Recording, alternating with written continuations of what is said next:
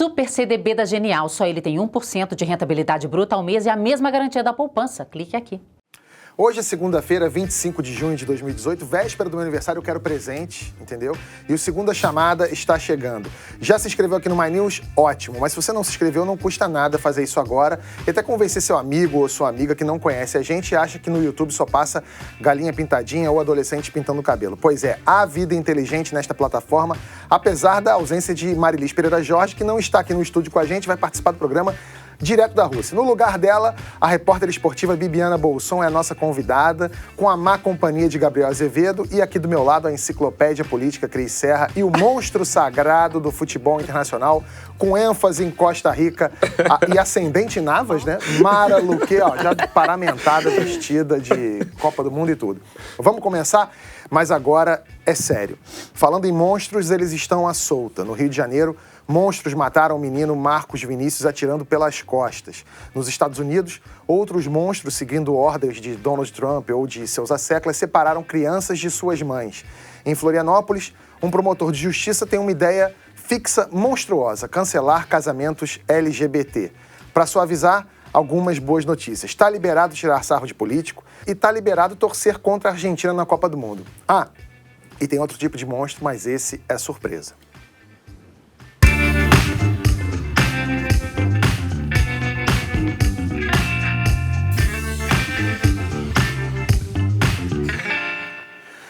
Mara, gol da Alemanha. Quem não se arrepia só de ouvir isso? A gente teve que ouvir 2 vezes no sábado, quando os alemães ganharam da Suécia de virada por 2-1.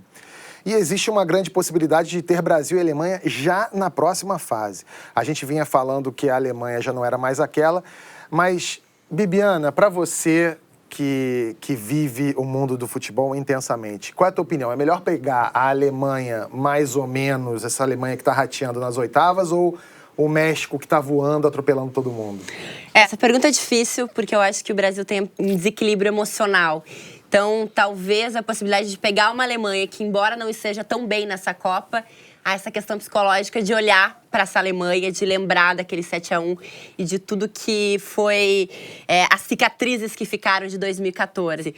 Esportivamente, eu prefiro pegar a Alemanha. Mas, olhando para o lado psicológico do Brasil, que, embora o discurso desses jogadores esteja bastante alinhado, no sentido de estamos mentalmente fortes, eles são os soldadinhos do Tite, os 23, com o mesmo discurso do Tite, de estar mentalmente forte, de que a seleção não passa mais por esse problema psicológico, eu acho que demonstrou nesses 2 jogos que tem, sim, os seus problemas psicológicos e que o emocional ainda é um grande problema do Brasil. E você, Gabriel, qual é a tua opinião? Alemanha ou México? Eu prefiro as coisas ruins logo, então acho que deveria pegar a Alemanha para exorcizar o fantasma. Se for o caso, passar logo por ela ou falhar. Agora, imagina a gente pega uma Alemanha e a gente leva, sei lá, um 4-1. Não chega a ser um 7, mas vai um 4-1zinho para dar um... Como é que fica, hein? O que vocês acham? Pra mim é terrível, porque foi em Belo Horizonte isso, né? Eu tava lá no Mineirão. Tava lá no Mineirão e as crianças começaram a chorar ao lado, assim. Que... Você é pé frio, né? Você tava no 7-1, você foi ver o Atlético Mineiro lá Libertadores ganhamos com o Galo, meu amigo. Ganhei. Vem com essa de pé frio, não, que não tem pé frio, não. Aquilo dali não era pé frio, aquilo era uma tragédia. Só se a capital mineira congelou no dia, porque para 7-1 haja pé frio. Agora, foi trágico aquela coisa e a gente quer sair desse fantasma que continua nos assombrando. E apesar dessa questão de estar um pouco mais fraca esportivamente, tecnicamente, a frieza que eles têm demonstrou nesse último jogo, porque eles tiveram a frieza até o último minuto do jogador do Toni Kroos fazer a opção de chutar direto para o gol, né, que 90% dos jogadores ali não assumiria aquela responsabilidade naquele momento. Então eu acho que essa característica de frieza da Alemanha, apesar das deficiências táticas e técnicas também desse time que disputa a Copa na Rússia, essa frieza, ela é uma característica deles ali muito intensa. Não, e eu fiquei com muita raiva que eu tinha apostado 1-1. Tava cravando até os 50 do segundo tempo. E aí o cara me faz uma falta do lado da área. Eu falei, ai meu Deus do céu, aí ó. Ferrou seu bolão. Era Alemanha e quem? Suécia. Tô vendo que você estudou, né? Mara tá atenta. Preparadíssima. Eu sei que eu estudei para os próximos jogos dos antigos anéis. Já é passado, já não conta mais. Do lado brasileiro, precisamos falar sobre Neymar, que é um craque, ninguém questiona, mas é chiliquento. Contra a Costa Rica, ele xingou como um estivador reclamou como um tuiteiro e chorou como um argentino. A imprensa brasileira ainda dá um desconto, mas a mídia internacional já perdeu a paciência com o Neymar. O que vocês acham do Neymar, né? Na Inglaterra, ele foi chamado de trapaceiro, reclamão e dramático. A gente torce pro Brasil ganhar, mas aqui já tem uma galera que tá pegando o bode, né, dele. O que vocês acham que é? Qual é a opinião de vocês? Eu tenho a minha também, vou falar depois. Mas o que você acha, Gabriel? Do Neymar? É um craque, indiscutivelmente. Acho que, pela idade, lhe falta um pouco de maturidade sobre vários aspectos. Eu vou começar a discordar de você aí. Por quê? Porque o Neymar acha que ele é um craque? Não, é porque você falou da questão da idade. O Neymar tem 26 anos. Sim. O Carlos Alberto Torres foi capitão da Copa de 70 com 27. O Pelé jogou uma Copa com 17 anos. Eu acho que ter 26 em 70 era diferente de ter 26 hoje. E eu acho que a maturidade, ela não é definida por essa idade, mas pelas experiências. Um jogador que, desde os seus 10 anos, já é tratado como uma estrela, ele chega aos 26 com uma maturidade muito maior. Ele deveria chegar. Você acha que chegou? Não chegou, acho que é o mas caso. deveria chegar. Independente da idade, eu defendo o ponto que falta-lhe maturidade sobre vários aspectos, não só em campo, Bibiana, como você fora falou dele. uma coisa importante que me lembrou o seguinte, é pai e mãe que cria um filho muito mimado. Né? Você falou que desde os 10 anos ele é tratado como estrela. Isso estragou o Neymar do ponto de vista emocional, de maturidade, para enfrentar a pressão que ele tem que estar preparado para enfrentar numa Copa do Mundo? Tudo que o cerca, né? Porque quando você apronta no colégio, você leva uma bronca do seu pai e da sua mãe. E o Neymar, ele sempre foi protegido nessas situações. Tanto é que ele teve uma grande rixa com o treinador, com o René Simões. E ele dizia, naquela época, vocês estão criando um monstro. Então, ele sempre teve esse tratamento, e ele sempre foi a joia do Santos. Santos, por mais que seja uma cidade grande, é uma cidade que tem um certo comportamento de interior, digamos assim, e em que ele era já estrela desde sempre. Desde novinho, ele já era reconhecido nas ruas. Um jogador que, aos seus 10, 11 anos, já tem um salário de 40 mil reais. Então, assim, tudo isso é muito difícil para se lidar. E eu acho que até o Santos tem que fazer um trabalho com relação a isso, porque se você pegar todos os jogadores que foram formados no Santos, todos têm um comportamento parecido. E talvez alguns deles não tenham vingado no futebol, ou não tenham sido aquela realidade que era esperada desses jogadores, talvez por esse tratamento que eles tiveram lá na base do Santos. E a gente pode citar Robinho, Gabigol, o próprio Ganso também. Eu acho que talvez seja algo do próprio Santos. Eu penso assim, pelo menos. Ô, Viviana, mas você falou que ele com 10 anos já ganhava 40 mil. E estudar? Ele estudou? Eles são obrigados a estudar? Terminou alguma coisa? Conseguiu fazer alguma coisa? Colégio, e claro que tem todo um staff de línguas também. Ele se preparou. Eu sei que ele arranha um francês, ele ainda não fala o francês. Mas xinga em português. Mas xinga muito em português e usa o recurso do inglês também, porque a gente viu vídeos dele xingando em inglês, em espanhol e português. Um dos problemas que eu acho do Neymar é que assim, é o que os ingleses chamam de sportsmanship, sabe? Eu não reconheço no Neymar, acho o Neymar um talento de verdade, queria ele jogando no meu time, joga muito, joga fácil, brilha. Tem um atenuante que ele apanha todo jogo, ele toma porrada, mas o problema pra mim é que o Neymar é aquele tipo de cara que a gente olha e fala assim, esse cara não sabe perder e ele não sabe ganhar. Né? Dizem aquela frase, né? Pior do que não saber perder é o cara que não sabe ganhar. Então você vê que o Neymar ele tem um modus operandi durante os jogos que assim irrita os adversários e às vezes irrita até os próprios companheiros. Você vê, ele não passa quando tem que passar, ele se joga, ele é individualista, ele quando tá ganhando o jogo, ele dá uma... Lembra, esse último jogo agora, o Brasil tava penando pra ganhar. Penando. Repete pedacinho. O Brasil tava... Penando pra ganhar. Foi difícil, né? Foi um jogo difícil. Posso continuar no meu raciocínio? Obrigado. Rica, né, Mar? O Brasil tava penando pra ganhar daquele time pavoroso que é a Costa Rica. E aí, o Brasil fez 1-0. O Brasil fez 1-0. E aí, o que aconteceu? Ele imediatamente depois, ele pega a bola no escanteio e dá uma carretilha no cara, um drible que é completamente desnecessário, desconcertante, sem menor... Eu adoro, acho legal de assistir, mas assim, ele deu um drible. É um exibicionismo. Exatamente, mas aquele drible não é compatível com um cara que chora copiosamente no fim do jogo. E aí, quem tá vendo de fora fala assim, esse cara é um fingido. O que ele é? Ele é o cara que tá chorando, ele tá tenso mesmo, mas quem tá tenso não dá uma carretilha no negócio. Então assim, ele não sabe ganhar, não sabe perder. E ele, durante o jogo, difícil de... E assim, isso que a Bibiana falou também, né? A postura do Neymar durante a carreira dele... é uma postura de quem sempre foi criado numa redoma. A única vez que eu vi o Neymar não ser tratado dessa maneira foi quando ele jogou no Barcelona. Ele foi jogar no maior clube do mundo, um dos maiores clubes do mundo, né, junto com o Real Madrid. E quando ele chegou lá, ele já chegou com um parasitinho aqui no cantinho dele, falando assim, olha só, amigão, o último cara que entrou aqui no Barcelona, que estava com o Messi, o Iniesta, o Piqué, os donos do time lá já, e tentou cantar de galo aqui, foi o Ibrahimovic, que ficou aqui 2 dias e foi embora. Porque o nego mandou embora, não quer saber. O Neymar chegou pianinho, ficou bem. E aí ficou 1 ano, ele foi coadjuvante do Barcelona, não brilhou tanto no Barcelona nessa época, mas foi bem. E aí ele imediatamente foi para o Paris Saint-Germain, onde ele virou dono do time de novo. E o que aconteceu? Chegou no Paris Saint-Germain, quais foram as primeiras reações? Brigou com a torcida, brigou com o treinador, brigou com companheiros de time. Que era coisa que ele fazia no Santos. Ele brigou com o treinador do Santos e o treinador foi mandado embora. Ele apaga o Brasil e prejudica o time. Eu não acho que ele apague o Brasil. Eu acho que tinha que ter realmente um comando ali. Tinha que ter alguém que chegasse para ele e falasse. E não estou falando que tem que dar porrada nele, não. O que eu te falei, eu achei ele um grande jogador, mas tinha que chegar alguém, falta alguém para enquadrar. Mas não é responsabilidade do treinador nesse caso. Eu acho que é muito mais de relacionamento. O Neymar, ele é bem quisto pelos companheiros de equipe. Isso é claro.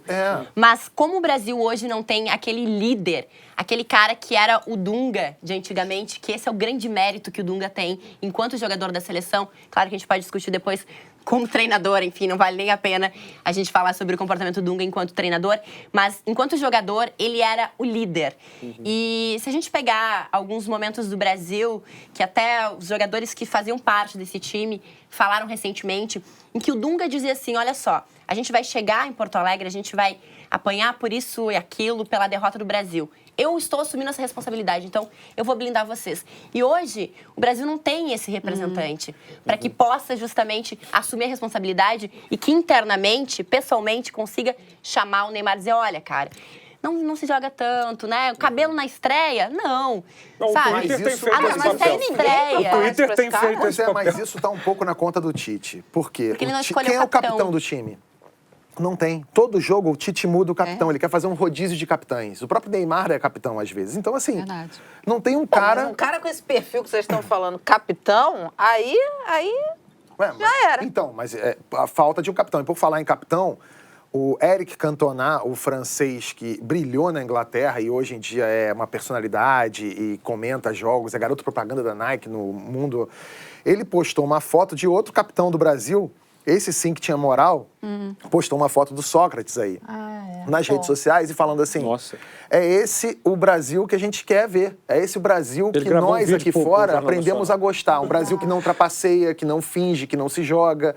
Sem lágrimas de crocodilo. Deu porrada, e tá, assim, esse clima de animosidade com o Neymar tomou conta da imprensa lá fora e pelo menos de metade do nosso público aqui. Você vê que o Neymar, que já foi uma unanimidade, hoje em dia as pessoas já ficam... Mas aí também é o seguinte, né, Tabet? Se no próximo jogo o Neymar tiver um bom desempenho, todo mundo vai esquecer isso e Neymar vira ídolo novamente, volta a ser pagiado, mimado, como ela falou. E isso é que atrapalha, né? Eu concordo com você, mas tem um... Mas aí ele vai ter feito o que ele precisa fazer. Isso é verdade. Não, e tem outra coisa. E é diferente. Eu acho que é diferente. E tem outra coisa, para o Neymar ter um bom desempenho, o que ele precisa? Se jogar menos, passar mais, fazer mais gols. Menos drama. Menos drama. Se ele fizer isso, ele já está aliando o bom desempenho com consertar isso que está todo mundo criticando. Agora, gente, também, será que não falta para a seleção? Você falou da frieza dos alemães, né? Independentemente de... Acho que isso não se refere à característica de um povo. Enfim, os europeus, em geral, são considerados mais frios e tudo mais. Mas eu acho que talvez essa frieza demonstrada em campo se deva a um trabalho de orientação psicológica mesmo, que o atleta tem ao longo da vida dele. Não falta isso também para a seleção brasileira? Um apoio psicológico, sabendo que o time vai enfrentar uma pressão, sabendo que tem cicatrizes da Copa anterior. Não faltou isso agora? Na teoria, é o que move o que deveria acontecer. Só que a gente sabe que essas questões internas da CBF, do que acontece, as formas de preparo dessa seleção, é difícil a gente dizer, a gente não está lá dentro para saber. A gente escuta notícias que são mediadas, digamos assim, pela própria assessoria da CBF. Então, é difícil até você questionar o departamento médico, o departamento que foi formado para ter uma assessoria de psicólogos. Obviamente, esses jogadores já teriam que ter essa maturidade, porque atuam nos principais clubes do mundo, são campeões em seus clubes. E a seleção tem que ter isso, todas as seleções têm, eles passam por esse processo. Mas a gente falar com certeza que isso está acontecendo, que há um trabalho específico, é muito difícil. Quando foi aberto isso para o mundo em 2014, que o Brasil tinha acompanhamento, virou piada. Justamente por conta das reações daquele 7-1 e de tudo que aconteceu às vésperas do 7-1 também. Porque a gente já começou a ver as reações desses jogadores às vésperas dessa derrota, como o choro do Thiago Silva. E tem uma questão social, né? Um jogador profissional alemão, polonês, o nível de estudo desse cara na vida mesmo é muito maior do que a média dos jogadores brasileiros. Quem tá lá na Rússia é a Marilis, que mandou esse vídeo aqui pra gente. Vamos lá, Marilis.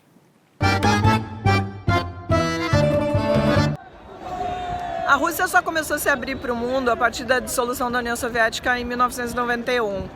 Então é natural que as pessoas achem que você vai encontrar um país ainda um pouco fechado, mais difícil, uma população não tão simpática, não extrovertida como que a gente está acostumado no Brasil. Mas não foi exatamente isso que aconteceu.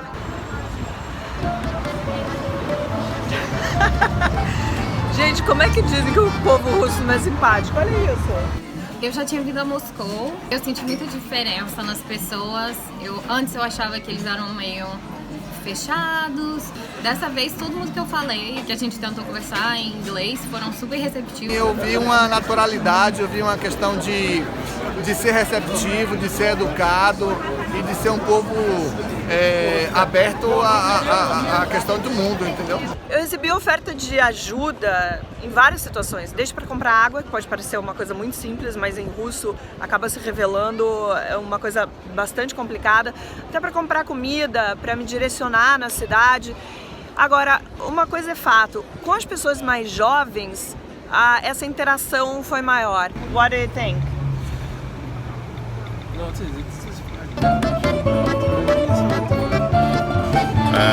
Ele tá tentando. Yes, it's a very cool time for people because E o mais legal é que ele tá realmente tentando se comunicar, colocando as palavras aqui no tablet para traduzir e conversar comigo. Não é incrível isso? Eu acho incrível. Você vê que o jovem russo, ele tá realmente aproveitando e curtindo muito o que está acontecendo aqui na cidade. Você vê as pessoas, grupos pequenos de russos torcedores vestindo a camisa, segurando a bandeira da Rússia, torcendo, gritando, falando o nome do país, entrando realmente no clima. Pra mim, é a melhor Copa que eu já participei. Melhor do que a do Brasil? Melhor do que a do Brasil. E aí eu tô terminando um dia de trabalho aqui, andando pelas ruas e dou de cara com gente de outras gerações, dessas gerações que as pessoas dizem que são carrancudas, que são fechadas, que não estão muito receptivas, fazendo o quê? Se divertindo muito!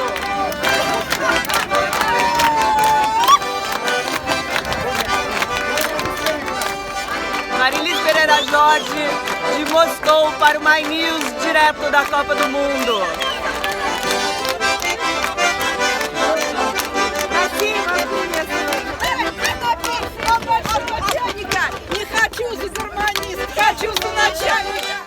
Era Dilma ali, né, no fim. A gente queria saber Marilis, que mulher, né, gente?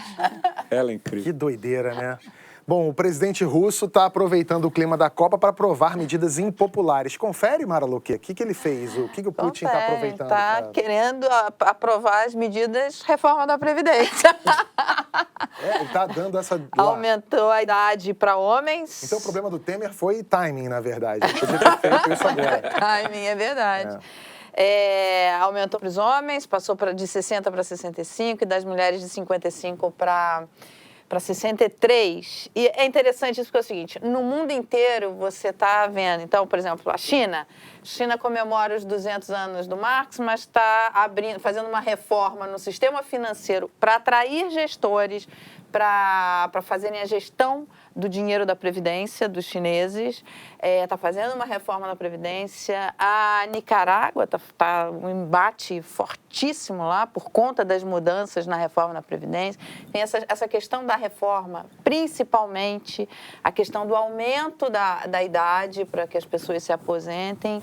É no mundo inteiro. É uma questão demográfica, né? No mundo inteiro. Então não tem como fugir. Na França tem brigas, mas acontece que está mudando, tem que mudar. Enfim, então não é um problema brasileiro, né?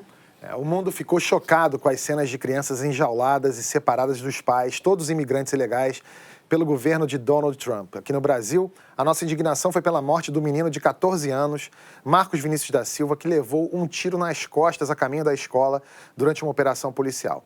Marcos era morador da Maré, um complexo de favelas aqui no Rio de Janeiro. Antes de morrer, ele perguntou para a mãe: ele não viu que eu estava de roupa de escola?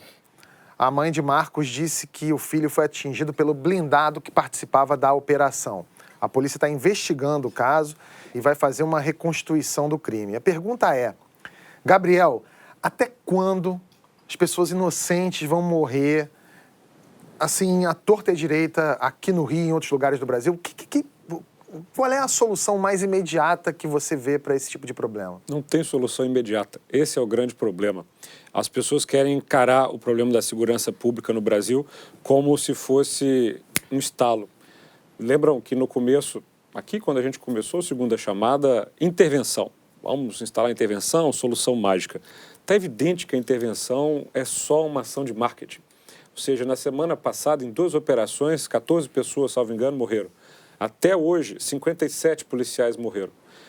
Você tem nesse drama a fatia do problema social, né? Ou seja, são comunidades sem um processo de educação, de saúde, de segurança, que estão tomadas pelo crime organizado, que depois também passa a um tom de máfia com as milícias.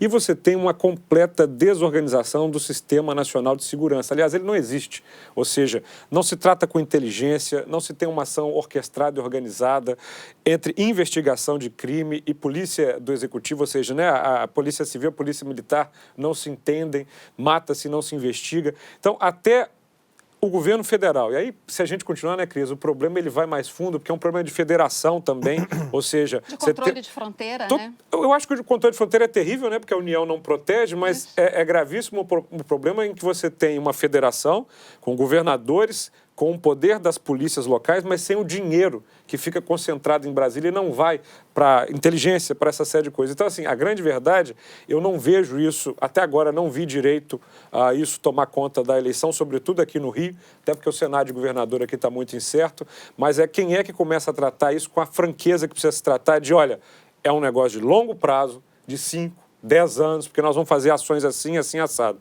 As últimas coisas que eu vi no Rio de Janeiro, para isso foi o PP, intervenção e muito fogo de artifício. Solução, eu não consigo ver. Você está falando aí de 2 momentos em que o aparelho de Estado, o poder público, falha.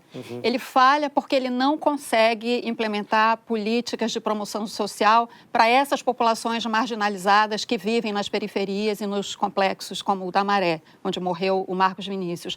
E ele falha na política de segurança porque ele não sabe definir uma política de segurança. Ele só aplica a política de segurança lá na ponta, quer dizer, a repressão, mas ele é incapaz de fazer um trabalho de inteligência, de prevenção, e aí o menino desses é executado pelo depoimento dele, enfim, ele diz que ele falou para a mãe que o tiro partiu de um blindado. Sim. E, enfim, precisa ter uma investigação para saber, de fato, de onde partiu a bala que matou esse menino, mas, independentemente de onde tenha partido essa bala, a operação foi desastrosa, porque segundo os moradores, você tinha um helicóptero atirando de cima numa área densamente povoada. É óbvio que haveria um efeito colateral, entre aspas, é óbvio que poderia morrer alguém nessa situação, e o Estado, ao fazer uma operação como essa, assume o risco de que haja esse dano colateral. E, entre aspas, muito entre aspas, né? E, aliás, quando a intervenção foi anunciada, o ministro da Justiça, o Torquato Jardim, deu uma entrevista para o Correio Brasiliense em que ele fala que uma operação como essa, em áreas densamente povoadas, poderia haver um dano colateral. E qual é o exemplo que ele deu nessa entrevista de dano colateral? Que você vê um menino, pode estar saindo da escola, um menino de 12 anos, bonitinho, de uniforme escolar, e acontecer de levar um tiro.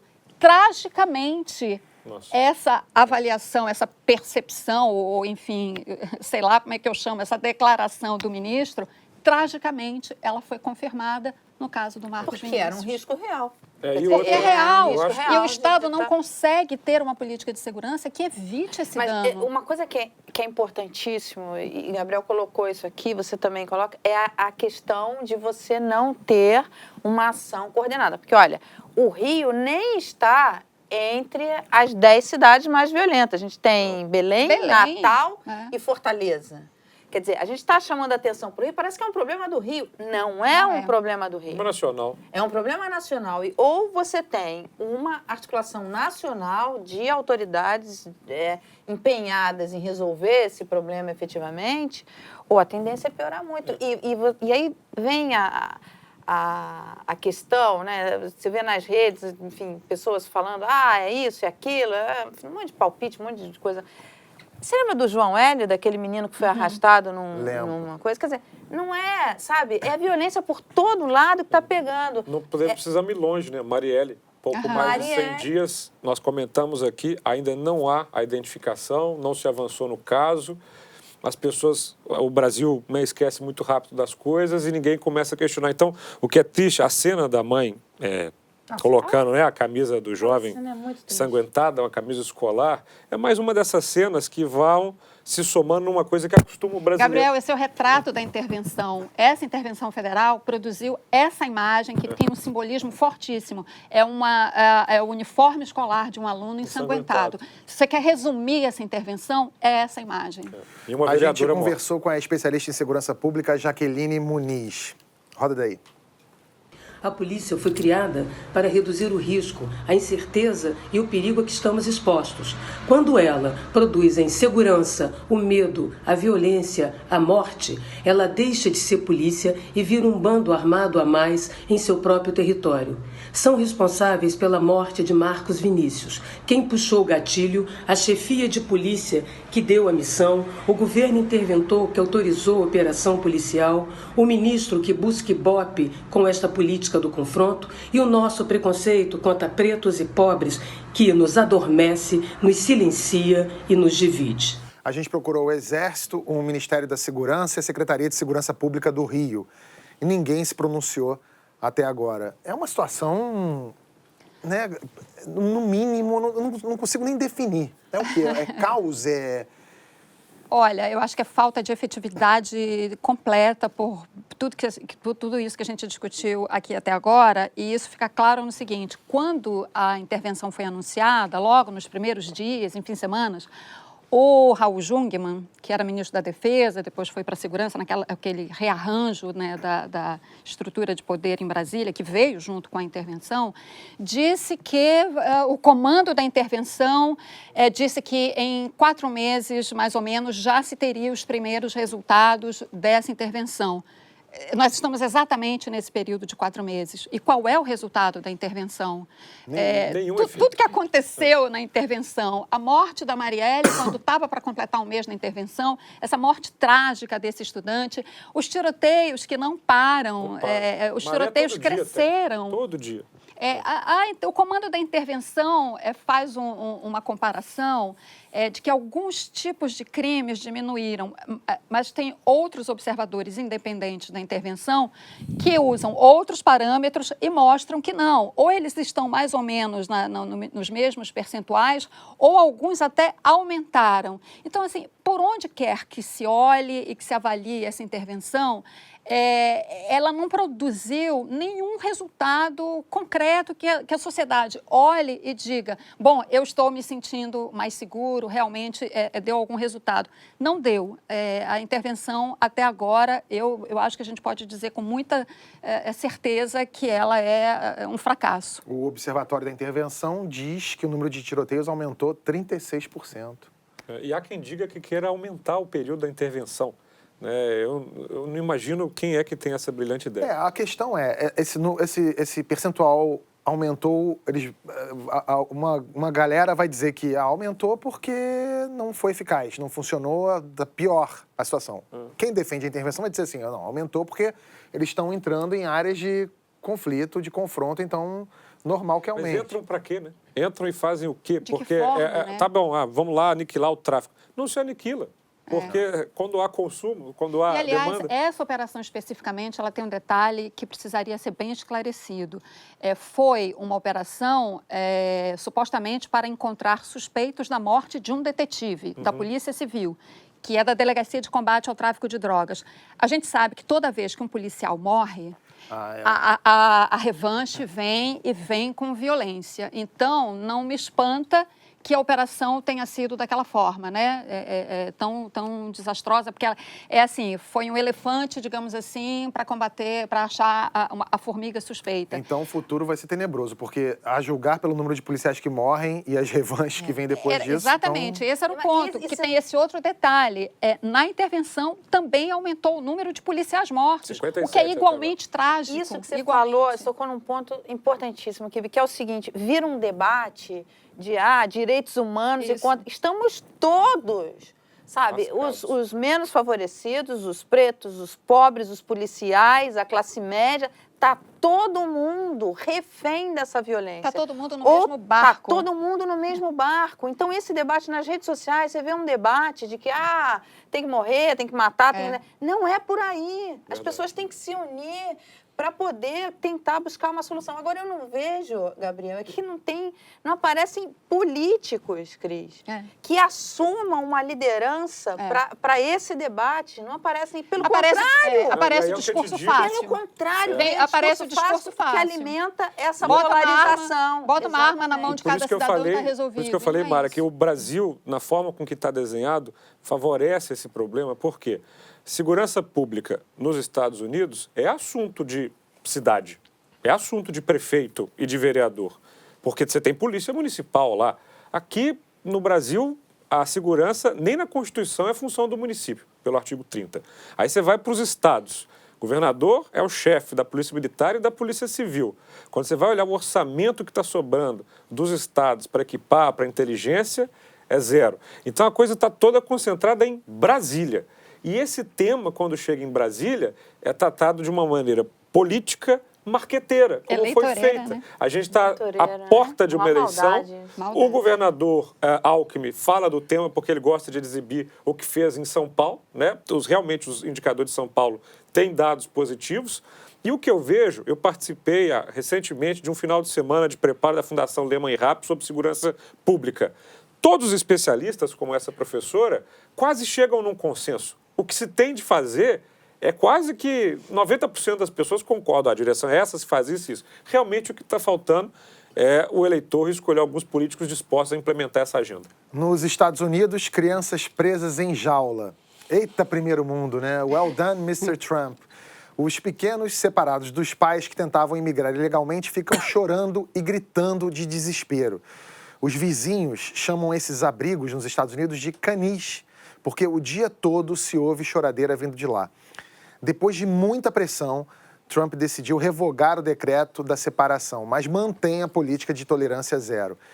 Cris, mesmo com essa decisão, vai levar um tempo para juntar esses pais e filhos todos, né? Com certeza, vai levar um tempo. Existe uma zona de sombra, porque nessa decisão agora que ele voltou atrás, não fica claro exatamente...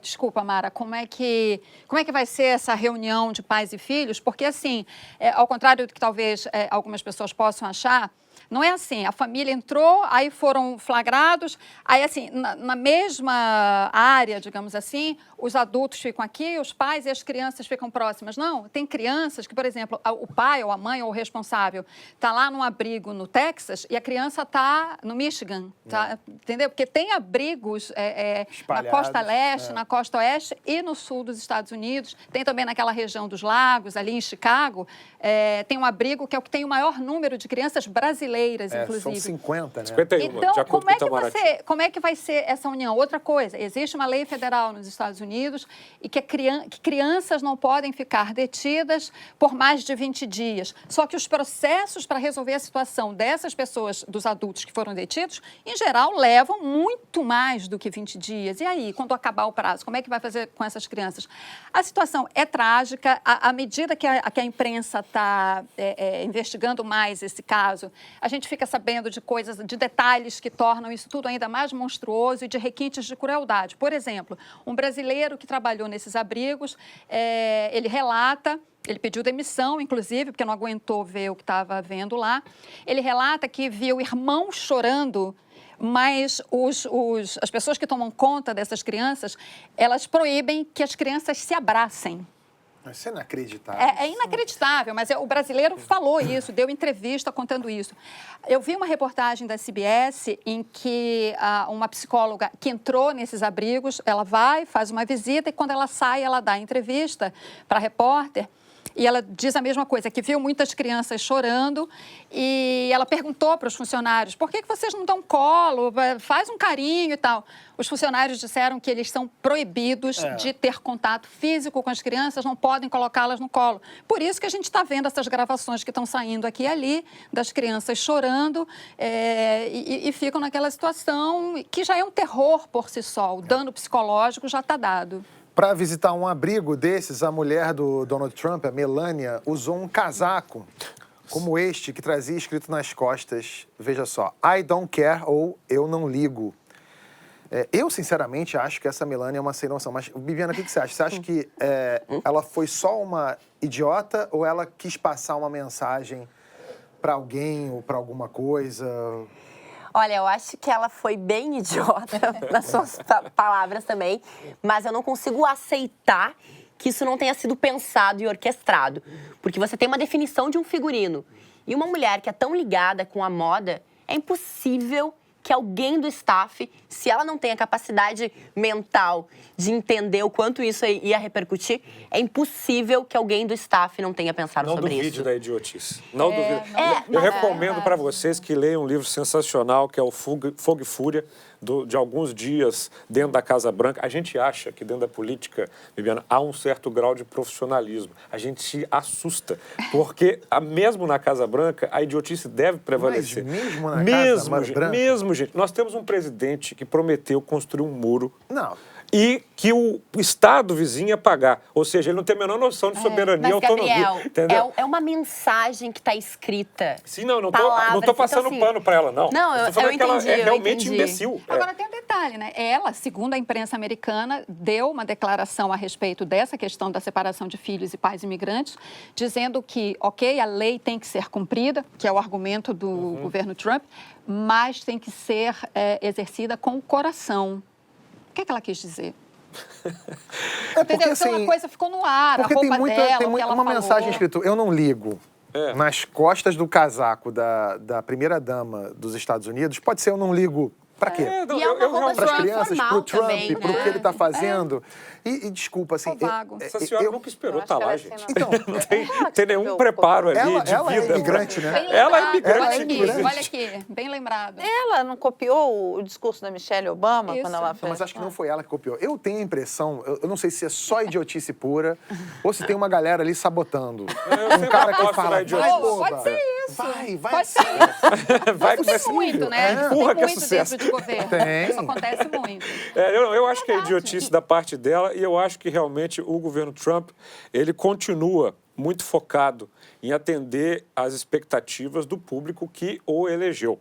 É muito importante, né? Quem conhece melhor os Estados Unidos sabe que a gente tem aquela tripinha de Califórnia e de Nova York, mas você tem um miolo americano que apoia as medidas, que está de saco cheio de uma visão mais global do mundo, que acredita que a política tem que ser feita de volta para os americanos, que coloca, assim, a culpa dos problemas e das mazelas nos imigrantes. Infelizmente, como o próprio presidente Macron definiu, a lepra do nacionalismo está espalhando. Então, o o que é curioso, um país como os Estados Unidos da América tratar imigrantes dessa forma, com a Estátua da Liberdade daquele tamanho, lembrando para todo mundo o que foi a Ilha de Elis, sabe? E tem um detalhe. Recebendo com muito carinho os imigrantes, porque foram eles que transformaram os Estados Unidos no que os Estados Unidos são. Gabriel, e eu li uma reportagem também na imprensa americana que mostra o seguinte: o Trump usou mão de obra de imigrantes ilegais.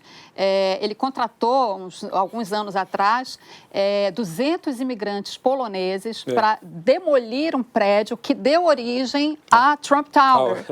Esses imigrantes, isso levou a uma ação na justiça em que os imigrantes dizem que trabalhavam sem equipamento de segurança, sem capacete, trabalhavam 16 horas por dia e eram ameaçados de deportação o tempo todo, caso reclamassem por representantes do Trump, enfim.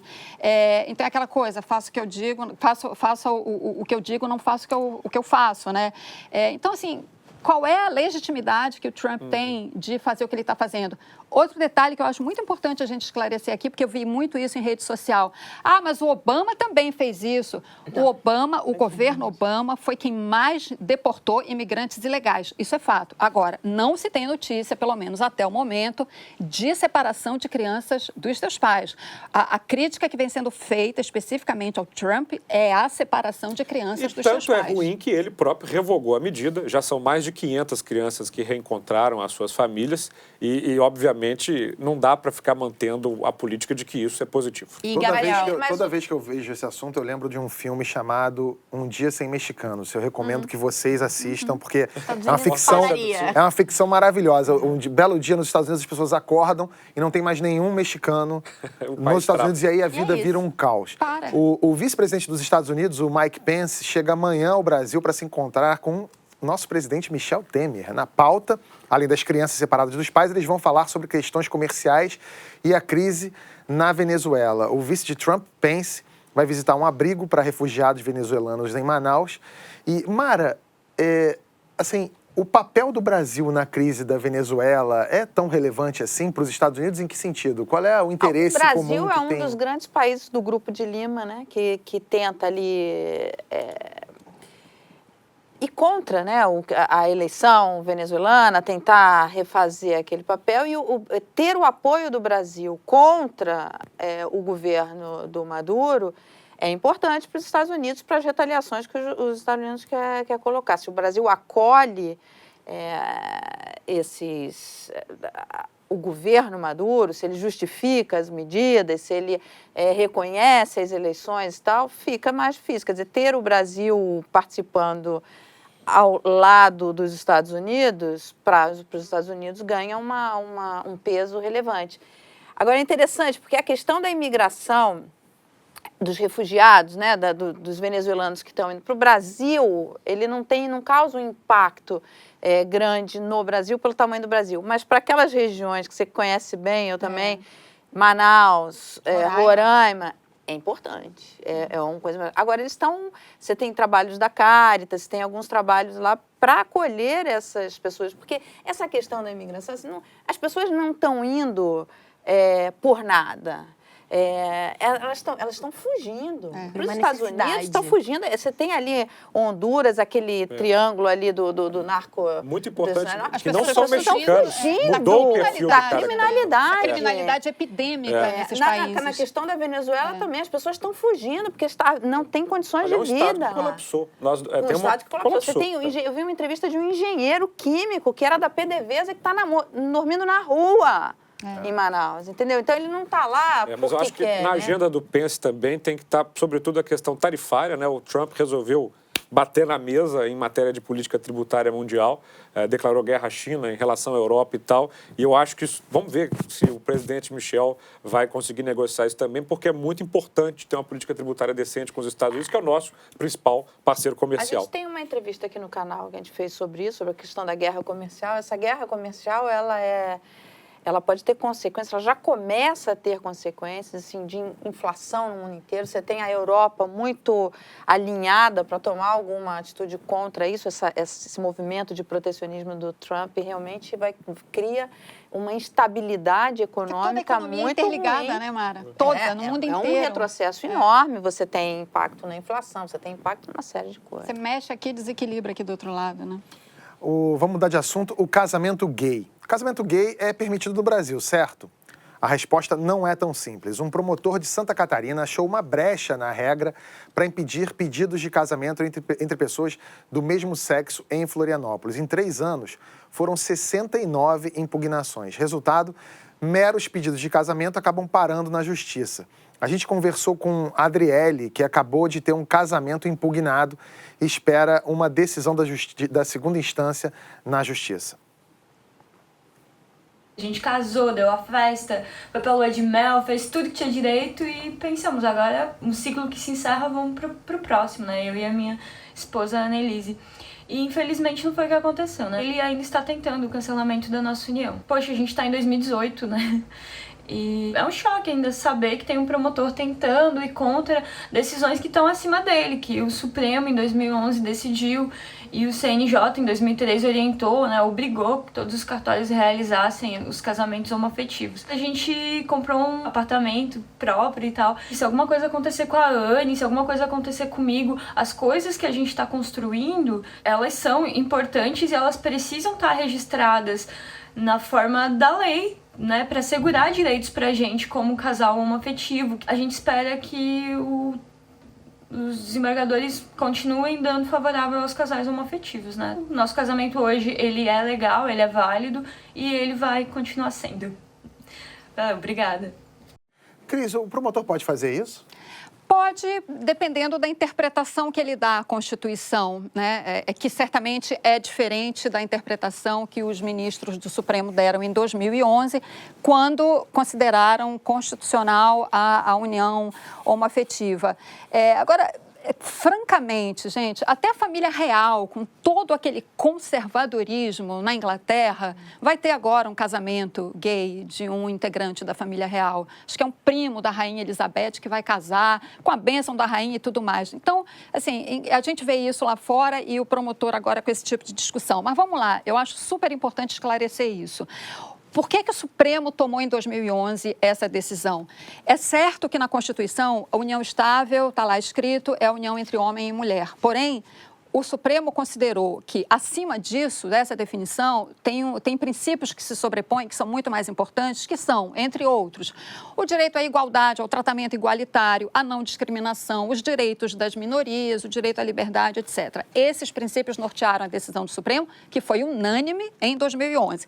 Depois da decisão do Supremo, os tribunais de justiça nos estados começaram a adotar os procedimentos para regulamentar como é que seria, então, a união estável, que é importantíssima justamente pelos argumentos que a Adriele expôs e que os ministros levaram em conta, que os casais homoafetivos precisam definir a questão de herança, plano de saúde, previdência, aposentadoria, guarda dos filhos. Então, por isso, eles têm que ter os mesmos direitos dos casais que não são homoafetivos. Então, os tribunais começaram a tomar a adotar essas regulamentações. Houve diferenças aqui e ali. Por isso, em 2013, o Conselho Nacional de Justiça veio e unificou essas regulamentações. Então, a questão não é que... Bom, de fato, o Código Civil também define união estável como entre homem e mulher. Mas o promotor argumenta que a resolução do CNJ não pode se sobrepor à lei. Ok, só que quando os ministros tomaram a decisão, eles tomaram a decisão baseados em princípios constitucionais. E a Constituição está acima de tudo. Eu quero complementar esse raciocínio com o seguinte, aliás, uma aula, só quero discordar do início. Ele não tem, na minha visão, nenhum direito de fazer o que está fazendo. Quero completar o raciocínio da Cris com o seguinte, existe no Poder Judiciário as funções essenciais da Justiça, a advocacia pública, a advocacia privada, a defensoria e Ministério Público, cuja função é defender o que é coletivo. Isso. Nunca motivado por uma opinião pessoal de um promotor. Esse é o então, ponto. Ele essa que é a grande questão. Esse sujeito já devia dele. estar sendo encaminhado para o Conselho Nacional do Ministério Público, porque certamente está gastando o dinheiro do contribuinte à toa, exercendo a função que exerce de modo equivocado. Tá bom? Essa é a minha visão. Mara, isso impacta também a vida dos próprios casais, né? Assim, porque gastam com advogado. Não, claro. Fora isso, tem toda essa justiça. questão de patrimônio, de previdência. E você não... Se você poderia entender que o promotor está trabalhando, está fazendo a função, se isso causasse algum dano para a sociedade. Qual dano? Não causa nenhum dano para a sociedade. Dano é o que ele está fazendo. Deveria, inclusive, ser, além de encaminhado para o Conselho Nacional do Ministério Público, deveria ser processado por essas pessoas, porque ele está agindo contra uma decisão do Supremo. Quando o Supremo interpreta a Constituição, ele dá a essa norma constitucional uma nova validade. E se o Supremo disse, ele está agindo de forma a desrespeitar. Deveria já estar fora do cargo, para aprender a deixar as pessoas serem felizes. Recursos públicos, um monte de coisa sendo usada, assim, a ineficiência do Estado fica visível nisso daí também. A nossa produção entrou em contato com o CNJ, que informou que casos de descumprimentos da resolução que formalizou o casamento gay devem ser levados à corregedoria. Até agora, nenhum caso de Florianópolis chegou até eles. Ô, Cris, qual é a posição do promotor? Pois é, o promotor mandou uma nota pra gente. Só lembrando, né, Gabriel, ele até agora perdeu todas as tentativas ainda dele. Há juízes, né, em Florianópolis. Mas, enfim, o promotor, Henrique Limonge, mandou essa nota que diz o seguinte: o argumento dele, que a Constituição define casamento como sendo entre homem e mulher, que a resolução do Conselho Nacional de Justiça, que proíbe os cartórios de recusar os casamentos entre pessoas do mesmo sexo, não pode se sobrepor à Constituição. Mas, enfim, voltando àquilo que a gente tinha discutido, né? Não é que a norma do CNJ esteja se sobrepondo a nada. A decisão do Supremo, com base na Constituição, é que está se sobrepondo. A decisão do Supremo, vale alertar o procurador, é anterior à resolução. Isso, a resolução ela 2011. só surge por conta de uma decisão de 11 ministros do Supremo Tribunal Federal que garantem a Constituição, interpretam a Constituição e o senhor deveria cumpri-la. É só isso. Bom, no meio disso tudo, uma boa notícia. Tá liberado tirar sarro de político, não é não, Gabriel? Seu coxinha vestido de petralha que você é. O STF derrubou o trecho da lei que proibia sátira durante a campanha eleitoral. Então vamos todos comemorar o super aniversário do PSDB, que virou trintão numa péssima fase. O pré-candidato Geraldo Alckmin continua patinando entre os 7% e 10% das intenções de voto. A notícia de um jantar entre o Aécio Neves, o Temer e o Rodrigo Maia produziu 3 notícias. A primeira, de que eles estavam articulando para que o Dória fosse candidato ao Planalto. A segunda, de que o Aécio foi até lá pedir apoio para o Alckmin. E a terceira é de que os dois estão tramando para ver como se salvam depois de perderem o foro privilegiado. Gabriel, você que tem uns contatos tucanos, que eu sei, você já tem ali, conhece essas pessoas. Meu passado me condena. Qual dessas 3 versões se aproxima mais da verdadeira? Antes disso, parafraseando Drummond, ó tucanos, que ódio vos tenho, e fosse apenas ódio, ainda o sentimento da vida perdida que tenho por ter sido um dos vossos. Vamos lá. Eu acho que nesse encontro você tem 2 cadáveres e um candidato à presidência da Câmara. É isso, né? Então, a questão é, o Maia, ele só tem um interesse hoje, ele quer continuar presidindo a Câmara dos Deputados por mais 2 anos, até 2020, ponto. Então, tudo que ele faz é nessa direção. O Temer não quer ir enjaulado depois que ele sair do Palácio do Planalto. E o Aécio, coitado, ele, né, já disse, em Minas, ele está igual o Cascão quando chove. Ele esconde de tudo. O coitado do candidato Antônio Anastasia não quer saber dele na campanha, os tucanos lá não querem saber dele, e ninguém sabe se ele vai ser candidato a senador, se vai ser candidato a deputado, ninguém sabe o que ele vai fazer. Mas ele ainda exerce, obviamente, algum poderio político em Brasília. O que eu acho que saiu dessa reunião, obviamente, é uma tentativa de concertação, em que Rodrigo quer ser presidente e os dois não querem se ferrar tanto pós-eleição. O cenário que é péssimo para os dois, obviamente, tem a ver com não se articular o centrão. O centro político, eles ainda não notaram isso, né? O pessoal não quer nem Bolsonaro, nem Ciro, mas não notaram que o grande problema do centro é isso. para eles se darem bem, eles também precisam exorcizar esses fantasmas que estão no centro, porque é justamente por algumas figuras, como o Aécio e como o Temer, que o centro não levanta. Então, eu acho que nessa reunião aí foi só uma tentativa de garantir a extrema-unção. A coisa tá freia pro Alckmin, né? Além da pressão dentro do PSDB, na semana passada a Lava Jato prendeu 7 pessoas suspeitas de superfaturamento no Rodoanel.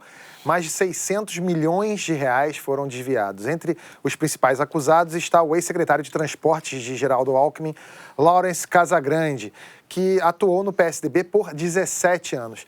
Cris, há também uma expectativa das pessoas que estão presas fechem delação premiada, né? E aí, Deus nos acuda.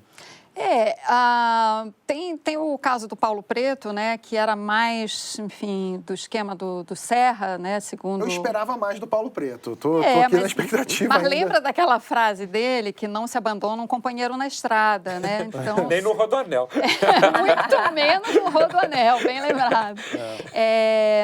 Enfim, até agora o Paulo Preto não abriu a boca. Agora vem essa prisão que realmente é a primeira vez que a Lava Jato chega em alguém tão próximo do Alckmin, né? Afinal de contas, ele foi secretário de transportes, sempre ocupou cargos importantes em empresas que têm a ver com transporte. Tem as denúncias sobre o Rodoanel não são de hoje. Então, você me perguntou na semana passada, o Henrique Meirelles está seguro como candidato do MDB? Eu falei que não. E o Alckmin é a mesma coisa. Embora eu ache que, no final das contas, até por falta de opção, ele vá ser o candidato do PSDB, mas ele é acossado aqui e ali, né, de todo jeito. O Dória está sempre ali pronto, né, para dar o bote. E agora, com essas denúncias, quer dizer, com a prisão desse personagem, e dependendo do comportamento que ele vai ter lá na prisão, enfim, das conversas com ele, evidentemente, de um lado e outro, enfim, ele tem um potencial de estrago muito grande que até então não tinha chegado tão perto do Alckmin. Por falar em potencial de estrago, para não levar pancada por aí, aspas, o pré-candidato Jair Bolsonaro disse a um colunista do Globo que não vai participar de nenhum debate no primeiro turno das eleições. Por que será, Mara Luque, que ele vai... Estofa. Ele não tem. Eu vi 2 entrevistas dele, eu fiquei com pena. Pena? Porque assim, cara, você fica com vergonha alheia, entendeu? Ele não tem nenhum preparo, nenhum. Nas questões econômicas, então, ele não sabe o que ele está falando. Será que isso não pode virar, no Brasil que a gente tem hoje, nessa pobreza de debate eleitoral, isso não pode virar um ponto a favor dele, sabe? Às vezes eu fico me perguntando Eu acho que sim, eu acho que a estratégia dele é esse. Eu falaria para ele não ir. Porque os debates presidenciais de 2018 vão ser muito parecidos com os de 1989. São muitos candidatos. E o Bolsonaro será o saco de pancada se for em todo. É óbvio que está liderando. Lidera não porque tem um estofo econômico, mas por uma sensação, por um sentimento. E ele, obviamente, não é só questão de ir no debate. Só observe o comportamento do candidato. Ele recua no processo de emitir opiniões, de se soltar. Por quê? Porque, sendo o marqueteiro dele, eu diria, se preserve. Você está no segundo turno da eleição. Mas Gabriel, ao contrário do que aconteceu em outros debates, porque já houve na história recente, nossa história política recente, candidatos que não foram em debates e se deram bem. Sim. Aqui no Rio já aconteceu. O Fernando Henrique não foi a debate? Então, já aconteceu. Mas depois eu lembro que quando isso funcionou no primeiro momento, num segundo, o que acontecia? Quando o cara não ia no debate, todos os outros passavam a dar porrada no mesmo cara. E aí a coisa meio que... Mas não quem é mais que está tão dando legal. a porrada? Aí é que vem a grande questão, analisando assim como alguém que eu gosto dessa questão de estratégia de marketing. Eu acho, já disse aqui, que o Bolsonaro está no segundo turno, como ele está. O eleitor dele não está querendo saber a opinião dele sobre economia, Mara, não está querendo saber. Ele encarou o Bolsonaro como a solução, como a panaceia, pronto, acabou, vamos lá, mito. Era e isso pronto. que eu estava me referindo, a estratégia não só de não ir a debate, mas a estratégia daquela frase de efeito. Ele não tem que explicar muita coisa, é a frase de efeito. É isso que o eleitor dele gosta. Reforçando a marca. Exato. Nem para segurança. Mas, que, Mara, em tese, seria uma área que ele... O eleitor não está interessado tem um livro maravilhoso, recomendo, O Eleitor Brasileiro, tem vários livros que analisam o nosso eleitorado. É um eleitor que vai, como todo eleitor no mundo, pelo sentimento. E o sentimento que o Bolsonaro coloca nas pessoas, só conversar com qualquer uma das pessoas, já falamos muito disso aqui, né, é que ele é a solução, pronto, acabou. E aí, ele já está com esse pessoal preservado. Tudo que é ruim para ele agora é começar ele falar de um jeito ameno, que ele vai ter que fazer se for para o segundo turno. Já está fazendo, né, Gabriel? Para conquistar o centro. Ele já está calibrando. Mas ao fazer isso, ele mexe um pouco com esse bloco que apoia ele profundamente. Então ele vai ficar quieto. Eu quero o conselho que deveriam dar para o Ciro Gomes também. Falando em Ciro Gomes, ele perdeu a compostura em duas situações diferentes. Primeiro, numa entrevista, ele chamou o vereador Fernando Holliday, do DEM, de capitãozinho do mato. Depois, num congresso de prefeitos em Minas Gerais, ele se irritou quando foi interrompido pela organização, se recusou a responder uma pergunta e abandonou o evento. Escuta-se o nome do retiro. Nossa. Eu não sou demagogo. Eu quero governar o Brasil para restaurar a autoridade dessa baderna. O irmão dele, o Cid Gomes, disse que este é o jeito do Ciro, que ele fala o que pensa e é o que o brasileiro quer para presidente. Será que é isso mesmo, Bibiana, que o brasileiro quer para presidente? Esse tipo de... Vergonha alheia, né? Esse descontrole é incompatível com a função que ele pretende assumir. Você sabe que o maior adversário do Ciro Gomes é exatamente Ciro Gomes, né? Exatamente. Nesse evento, logo em Minas Gerais, num ambiente tão hospitaleiro e querido, né? Ele realmente... Ora, a assessoria dele acordou o tempo, ele estava sabendo das regras, era um tempo curto mesmo, mas se irritou, partiu para cima. Ainda que não soubesse, né, Gabriel? Assim, aí tem que ter jogo de cintura e se adaptar às circunstâncias. Para os fãs de Ciro, que vêm encher o saco nos comentários, ou os fãs do Bolsonaro, é simples. Para vocês julgarem se isso daí é legal, é só imaginar o outro fazendo. Imaginem se Bolsonaro chamasse Holliday de capitãozinho do mato. Nossa, o mundo tinha acabado. Mas é um candidato da esquerda, muita gente foi dar uma passada de pano. Imaginem se Bolsonaro tivesse nas Minas Gerais partido para esse, escuta, senão eu tô fora. Nosso mundo acabado. Para julgar bem política, é só jogar o comportamento do adversário e ver se colaria. E as duas coisas são, né? A campanha oficial nem começou. Não. Então, você imagina esse efeito cumulativo, né? De uma perda de cabeça aqui, outra ali, uma palavra mais grosseira. Isso vai somando.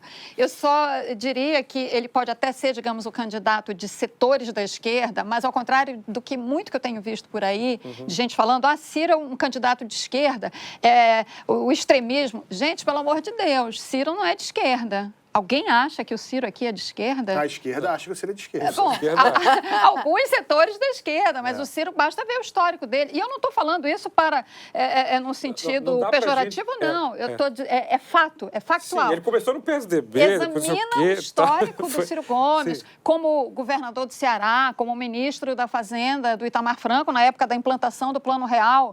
Mas hoje, no imaginário das pessoas, ele ocupa esse espaço. Uma analogia bem grosseira aqui. Eu tenho um amigo que, lá do Porta, não vou citar nomes evidentes, que ele gosta, ele tem ele quando está se divertindo em casa para onanismo, ele gosta de entrar em sites de pornografia e digitar cidades. Então ele digita qualquer cidade do Brasil. Ele entra num site pornô e digita, sei lá, Londrina. E aí tem sempre, ele falou assim, tem sempre um videozinho caseiro de alguém numa cidade. Fetiche geográfico. O meu fetiche é outro. Eu entro no YouTube e escrevo Ciro Gomes e qualquer assunto, porque qualquer assunto tem o Ciro Gomes falando bem e mal. Sim. Você vê Ciro Gomes e Lula. Aí tem ele falando assim, Lula é um grande estadista, é um cara maravilhoso, o melhor presidente que esse Brasil já teve. Aí tem, o Lula é um merda, Perfeito, o Lula é um babaca. Aí. E aí você fala assim... Você está dando a dica pro pessoal que vai enfrentar no segundo turno, que é exatamente mas isso. É vai isso. explicar Ciro Gomes acende uma vela para Deus, outra pro diabo. Hoje, fala isso de qualquer um. Mas hoje ele é o candidato que ocupa o espaço do espectro da esquerda no Brasil, sim. As manifestações dele, os sinais dele, apesar de querer um vice-empresário do Sudeste, que pode ser o ex-prefeito de Belo Horizonte, Márcio Lacerda. Se o Ciro fechar PSB, PDT e PP, é muito bom para ele mesmo. E aí tá uma coisa. Com o Rodrigo Maia. Ele é tão de esquerda que está querendo DEM. Que está querendo que, DEM, é um partido. Que, por sua vez, atrairia boa parcela do Centrão, inclusive o PP, que é o partido que a gente já falou. Uma cidade da região metropolitana lá de Belo Horizonte ganhou um prefeito desses, né? Que a prefeita foi caçada, Santa Luzia. Coligação que ganhou a eleição na cidade. Temos DEM, PCdoB, MDB, PSL, ou seja, é o mito, é o golpe, é tudo junto e misturado. Então, assim, querer coerência ideológica no Brasil ainda é pedir demais. Para fechar o nosso círculo, nossa rodada, Nosso giro de candidatos, nosso giro de notícias, a Gleisi e o marido foram absolvidos. O que isso importa para o PT? Qual é o resultado disso para o... Olha, tem uma implicação mas que eu diria assim que teve até um efeito muito rápido, porque, enfim, como ela foi absolvida, porque os ministros consideraram que não havia provas suficientes contra ela para o crime de corrupção e lavagem de dinheiro. Por que é importante explicar isso rapidamente? Ela era acusada de corrupção e lavagem de dinheiro. Para você condenar uma pessoa por esse crime, você tem que provar que aquele dinheiro que ela recebeu, que ela ofereceu uma contrapartida, né? Isso é o crime de corrupção, ativa, passiva. Quando ela recebeu esse dinheiro, supostamente recebeu, ela não ocupava cargo público. Isso foi em 2010. Ela foi candidata ao Senado em 2010 e se elegeu. Só que isso aconteceu depois. Tanto é que o Celso de Mello e o Fachin ainda levantaram, então, a possibilidade dela ser enquadrada como Caixa 2, né? Mas os outros ministros consideraram que não, que as delações não tinham nem elementos consistentes para enquadrá-la no Caixa 2, por isso ela foi absolvida. Isso, no primeiro momento, para o PT, por que é importante? Porque reforça o argumento do PT de que muitas das acusações contra pessoas do partido são baseadas em delações que depois não se comprovam, né? Porque a delação ela é só o ponto de partida para você obter prova. Então, isso, no primeiro momento, foi positivo. Foi. Só que é o seguinte, a Gleisi ainda responde a outras ações, o Paulo Bernardo, o marido dela, ex-ministro. Então, assim, não significa muita coisa. Significa mais, na verdade, essa decisão para a Lava Jato, para os investigadores, para os procuradores, porque os ministros do Supremo disseram o seguinte, olha, vocês têm que instruir melhor esses processos, vocês têm que trazer provas. Então, na verdade, isso apontou uma fragilidade da Operação Lava Jato. Do jeito que eu vi o PT comemorando essa absolvição nas redes sociais, parecia o gol do Panamá contra a Inglaterra, sabe? 6-0, aí vem um gol do Panamá. Filha, tivemos um que não... Mas eu acho que esse é o grande impacto. É fazer esse barulho nas redes sociais, mas você está vendo? Aí colocar toda a operação... questionar toda a operação. Em questionamento. E já que eu falei aqui do gol do Panamá, mais um pouco de Copa. Uma marca alemã lançou um pacote de salsichas do 7-1. São 7 salsichas alemãs de carne de porco e uma brasileira de carne bovina. Essa aí é a foto de divulgação no site da empresa. Olha isso.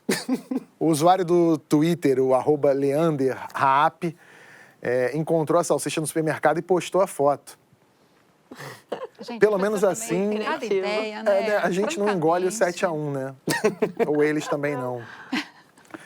Quem está tendo de engolir muito sapo são os argentinos, coitados. Depois de tomar uma sacolada de 3-0 da Croácia, o time do Messi precisa ganhar da Nigéria amanhã e torcer para a Croácia não perder para a Islândia. Bibiana, o que aconteceu com a Argentina nessa Copa? Os caras têm um elenco, né, cheio de estrelas. Tem um dos melhores ali, né, sempre batendo com o Cristiano Ronaldo, o melhor jogador do mundo para muitos, que é o Messi. O que há com a Argentina? Falta de planejamento. O São Paulo teve tempo para trabalhar essa equipe, mas o que a gente viu foi uma desorganização. Uma questão de relação também que vai além do que está acontecendo na Copa. De relacionamento da própria AFA, que é a Federação Argentina. Está se noticiando que os jogadores não querem o São Paulo nesse último jogo, que já há essa disputa interna. Nem sempre os melhores jogadores têm o melhor time, né? Se você não tiver um esquema tático. Até achei que o primeiro jogo da Argentina foi consistente, foi um jogo bom. Achei que sim, que tiveram alguns momentos interessantes naquela partida. Mas a Argentina realmente está num desespero e acho que vai classificar. Você acha que vai classificar? Vai classificar. Mas a situação da Argentina está russa, é isso? Você planejou essa piada? Agora, a Argentina sempre com a Nigéria tem problema, né? É difícil, mas eu ainda acredito. O lateral Gabriel Mercado estreou contra a Croácia. Foi ele que recuou aquela bola que o Cabageiro, o goleiro argentino, chutou de qualquer jeito e deu de presente o primeiro gol da Croácia. Lateral, Mara Gabriel Mercado. Esse é o tal do Mercado que você fala tanto? Que fez essa... Esse é o tal do mercado argentino. O que você achou da atuação dele, Mara? Eu achei... Olha o mercado ali. Esse é o mercado argentino, Mara? Esse é o mercado argentino, atualmente é ele. E aí, não tá bem, não anda bem. Não, é o seguinte, o problema é que eles tiveram dificuldades para aprovar as reformas do MAC. Você pode, aliás, emendar desse mercado argentino para as suas análises sobre Copa do Mundo. Isso acabou influenciando no desempenho do Gilberto Mercado. É Gilberto Mercado? Não, Gabriel Mercado. Gabriel Mercado, entendeu? Gilberto é outro lateral. Agora, olha só, eu quero te perguntar uma coisa. Vamos lá. Otávio, Qual foi? você falou que a Bélgica era seu favorito. O que você está achando da Dinamarca? Que mesmo tendo vencido do Peru na estreia, você está ficando complicado? Na estreia, não foi burocrática no segundo jogo contra a Austrália. E logo no começo já fez um gol. O que você está achando disso? Não, a Dinamarca não passa das oitavas. Não passa? Não. Por quê? Porque não tem time para isso. Pô, mas ela fez um gol logo no começo. E daí? Isso não é bom? É, ótimo. Outra coisa, o que você está achando do VAR? Você não acha que o VAR... Eu tenho um outro coração aqui. Você não acha que o VAR está jogando contra o Brasil, não? Não, não acho. Por quê? Porque eu acho que não está jogando contra o Brasil. Não foi pênalti no Gabriel Jesus. E aquele... Isso já passou. Então, não acho que está jogando contra o Brasil, porque isso é de quem está reclamando até agora. Tá. E você acha que os times que ganham a partida depois de passarem um grande sufoco, como a Alemanha frente à Suécia, adquirem uma confiança, uma maior confiança e resiliência para os próximos jogos? Bibiana, o que você acha? Sobrou pra você. Sem dúvida, com certeza. Pois eu também acho isso, Viviana. Eu acho que elas acabam ganhando essa coisa. E você acha que a Argentina ganha amanhã da Nigéria? A gente já falou sobre isso aqui, não? Já falamos. Então, pá. Torcida contra a minha. Você acha que a cada grande atuação do Cristiano... É pra você. O Cristiano Ronaldo, pela seleção portuguesa, corresponde a uma pressão ainda maior sobre o Messi? Eu acho que sim, né, Bibiana? O que você acha? Eu acho que não, sinceramente. Sério? Porque eu vejo o Messi... É uma figura bem curiosa. Até nos treinos, os setoristas que cobrem o dia a dia do Barcelona falam que é um trabalho muito interessante você ficar só observando o Messi e os comportamentos. Ele tá sempre meio isolado. Eu não acho que isso incomoda ele. Porque ele tá com uma situação tão complicada dentro da própria seleção dele, de que ele tem que jogar por todos, ele tem uma pressão tão grande. Se ele não tiver preocupação com o que o Cristiano Ronaldo tá fazendo, um momento de exibicionismo, de talento, Então, assim, eu acho que ele não. Eu acho que o Cristiano se importa com o Messi. Mas eu não acho que o Messi se importe com o Cristiano. O Messi tem problemas maiores. Mas quando o Messi perdeu aquele pênalti, tenho certeza que o Cristiano estourou uma garrafa de champanhe. Sem dúvida. Na concentração. Geraram memes até. Olha aqui, mais uma pergunta para você. A minha seleção agora é Navas, você já sabe disso. Fala aí, jogou ou não jogou bem? É um bom goleiro. Não, fala. Muito bom goleiro. É um bom goleiro. Pô, ele só pegou aqueles dois lá porque já tinha acabado o expediente dele, já estava na prorrogação. Porque senão tinha terminado empatado. Então, Navas, o técnico do Senegal, eu acho que esse cara tem uma produtividade alta, porque ele ganha menos de 1 milhão. E tá jogando bola. Menos de 1 milhão por quê? Tá jogando? O técnico tá jogando? Não, tá jogando não. Tá comandando. Não, ele ganha... Eu tava vendo lá o salário dos técnicos, ele ganha menos de 1 milhão, cara. E tá entregando lá. O nosso ganha 14 milhões. Qual é a média? Por menos de 1 milhão produz muito. O Tite, 14 milhões. Então, eu tava vendo lá, o Tite ganha 14 milhões para terminar empatado com a Costa Rica. Não é? Em termos de produtividade. Claro, acho esse critério importante. O Thiago Silva, que é zagueiro de verdade. É um zagueiro de verdade. De onde veio esse comentário, Aí a Mara que criou. Original. É a pomba gira da Copa. Ela tá aí soltando produções. Mas agora a minha pergunta é, o Rames merece a camisa 10? Tô avaliando o Rames se entra na minha seleção. Merece a camisa 10 depois do jogo contra os poloneses? Eu acho ele muito bom jogador. O jogo de ontem foi muito bem. Mas eu não sei se ele vai terminar... Merece a camisa 10 na minha seleção? Da sua? Não sei. Da sua, quem escolhe é você. Não, eu já te falei quem são os caras. Eu quero a sua opinião. Tô eu acho que ele tá bom pra jogar no time da Mara Luque. O Mané já tá no teu time também, né, Mari? Mané. Você vai botar esse do Senegal no seu time, Mara? O do Senegal entra? Tem uma aqui pro Kibe. Mas essa... Acho que ele... É complicado, Mari. É complicado, né? Tem Então, crianças vamos acabando? assistindo? Bom, esse foi o nosso Segunda Chamada com esse time incrível. Na semana que vem estamos de volta. Você que não se inscreveu no canal, aproveita agora e se inscreve.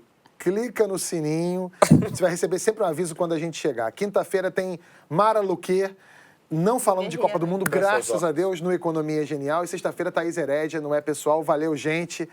Até semana que vem. Gabriel, você tá... Vou fazer a Mara aqui. Kibe, você, por falar em Senegal, o Peru do Guerreiro te decepcionou? Eu não falo desse jeito? Fala. Não, eu falo desse jeito? Você empia no corpo e vai fazendo a pergunta pra ele como se você quisesse matá-lo. Olha, eu acho que... Eu nunca prestei atenção no Peru. E você? Obrigado. Até semana que vem. Pergunta do Távio. Parabéns.